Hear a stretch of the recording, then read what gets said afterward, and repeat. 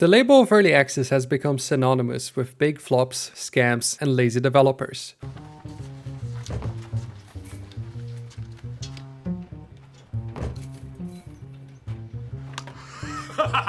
Yet it has been used by games with incredible popularity to help fund their projects. I get a clock radio he cannot afford. Great success.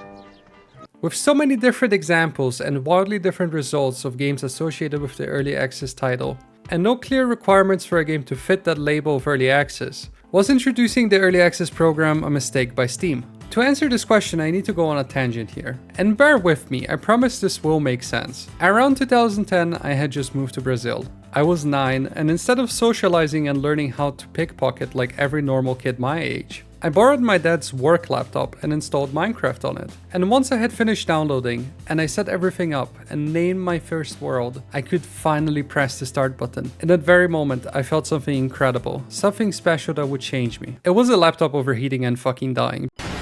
Because it clearly wasn't meant to run Minecraft. Like, it literally was running at 10 FPS. And then the piece of shit just turned off. Needless to say, it was a really bad experience. However, for everyone else, including me once my dad got a better work laptop, Minecraft was revolutionary. It is just one of those games that will still be known in the next 50 years. Not just because of how good it is, but probably also because it will still be developed by then. Minecraft pretty much defined a well-managed early access project before the label was even a thing. Instead of using the name early access, they labeled their development versions as alpha and beta. While this was really nothing new in the industry, and if you're older than me, you probably remember developers giving a couple of discs out so you could try a demo of a game. This still kind of revolutionized how we see games in development and how developers can monetize them. The key difference between those shareware demos where you could just play a portion of the game for free is that Mojang's model allowed the game to be monetized during its development process, while you still get full access to the game they already have.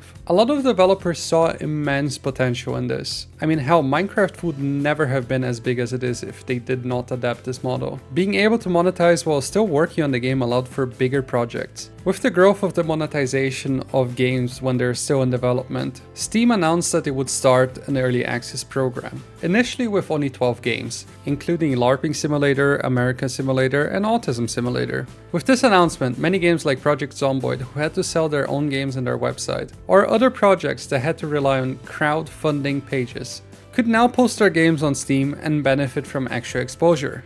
Another benefit was that gamers could find games to support early on. As time progressed, more and more games were allowed to have the early access title. And with no objective requirements to get into the program, developers with games at wildly different stages of development advertised their game with the early access program. Here's where the problems really start. Initially, I wanted to make this video because of the release of Direct Contact, a game I had directly supported on Patreon before it even came to the early access stage. And Direct Contact was recently released on an early access stage on Steam. And it's literally fucking unplayable. I don't have a gun and I can't hold on. What the fuck's going on? Yeah, my man has a seizure every time he plays that animation. That's crazy, bro. So am I making this video because I'm really petty and got upset something I didn't properly research went wrong? Yes. You ignorant slut!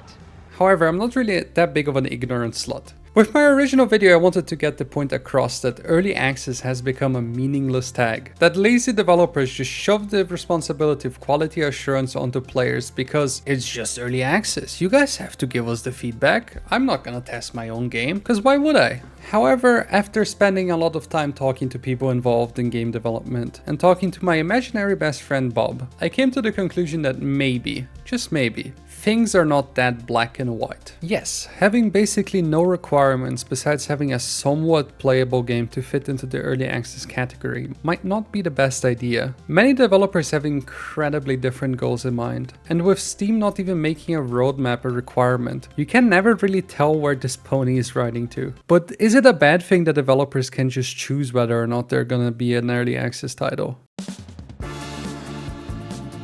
Here's where things get a little bit tricky. Because developers can just opt out of the early access label, some titles will just go through the process without ever being part of the program, or have that really cute blue label that just says, hey, this game probably sucks. No Man's Sky is probably the most popular example of this. It was a game that launched at a piss poor state and would have been perfect for the early access program. However, as the game developed more, it became a great game worth its hype.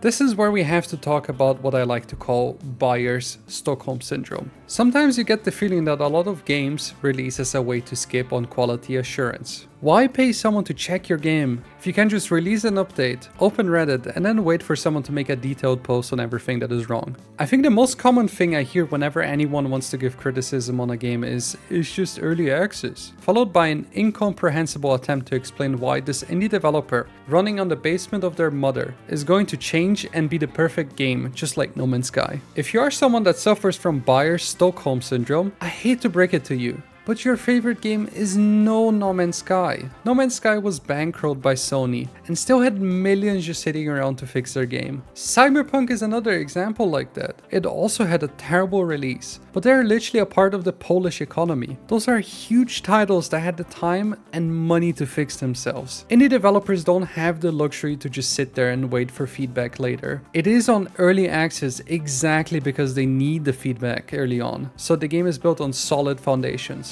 For the love of God, stop defending every early access title like they're above criticism. If anything, you want to scrutinize an early access game as much as possible. I want my sex mode, ready or not. Where is my hot sweaty operators DLC void? Okay, sorry, where was I? Right, developers being able to opt into early access programs. With the whole Stockholm Syndrome thing in mind, it is a very positive thing that developers can opt into it. If anything, more developers should do that. Developers that opt into the program when the game isn't finished are actually helping us. They could have easily claimed their game is done and scammed us out of money before we can realize that. Hey, editing Rio here. I want to clarify that I meant more developers should go into early access if they have any doubt the game is done. That said, some developers like the day before try to market their game as a work in progress, so they could trick people into believing they would improve it, which is a real danger with these titles. The blue warning can still be used by scummy developers to try and keep people from refunding. But do you know what's not scummy? Supporting my videos by giving it a like. Consider subscribing also or becoming a member. It helps a lot. I think the main issue with the varied results in early access is because developers are not transparent. My channel has mainly been about Ready or Not before I suddenly decided to disappear. I did many videos giving feedback, but I had no idea what was being worked on and what the developers even wanted feedback on. A really good example of an early access game that are doing the right thing in my opinion is a really small game called All Quiet in the Western Front, in the Trenches. In their official website, they lay out a comprehensive roadmap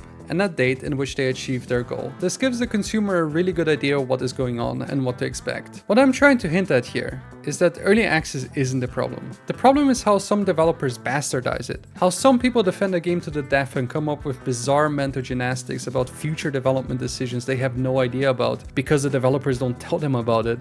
You can't possibly add a requirement on how many updates a game should have, how far they are in development, and other factors like that. Unless you're the US Supreme Court, I will know it when I see it should not be a rule for people whose livelihoods depend on having their game released. The problem with early access is a lack of transparency from developers that is permitted by Steam. Valve should enforce this transparency. They should require development teams to give a clear idea of the future, for example with roadmaps, or just talking with the community more. Otherwise, it's just a cheap excuse for developers to release an unfinished product with no clear goal or end in sight. And it isn't just the developer's fault. As it stands right now, developers are incentivized to promise a lot of features, and they only really have to deliver on part of it. It is sort of a development arms race. If you aren't the game that is revolutionizing the industry in impossible ways, you won't get the same marketing. We should be rewarding honesty. We should be rewarding developers that actually deliver on their promises and tell us what they're working on. We're giving them money for products that we don't even know how they're gonna look like in the future because they just refuse to talk to us or show us what they think the game should be in 10 years or in 5 years or even in the next month. Your money deserves better, and you also deserve better. On the rant aside, I hope you have a good day, and make sure to follow me on Twitch as I've been streaming there a lot more.